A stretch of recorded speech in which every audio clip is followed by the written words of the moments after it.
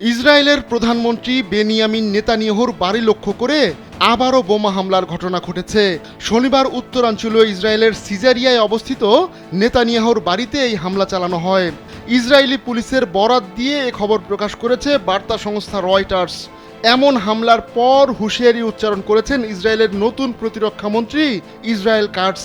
রোববার social media এক্সে এক পোস্টে কাটস লিখেন, সব সীমা লঙ্ঘন হয়ে গেছে।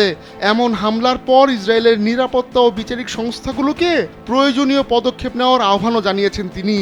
রয়টার্স বলছে, শনিবার নেতানিয়াহুর বাড়ি লক্ষ্য করে দুটি ফ্লাশ বোমা ছোড়া হয়। ওই বোমাগুলো নেতানিয়াহুর বাড়ির বাগানে গিয়ে পড়ে। পুলিশ এক বিবৃতিতে জানায়, ওই ঘটনার সময় নেতানিয়াহু বা তার পরিবারের কেউই বাড়িতে ছিলেন না।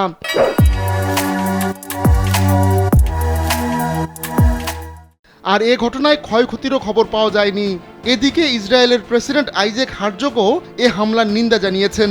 এ ঘটনায় তদন্ত চলমান বলেও জানান তিনি। এর আগে গেল অক্টোবরে সিজারিয়ায় নেতানিয়াহুর এই বাড়ি লক্ষ্য করে ড্রোন হামলা চালিয়েছিল লেবাননের প্রতিরোধ যোদ্ধারা। তখনও নেতানিয়াহু বাড়িতে ছিলেন না।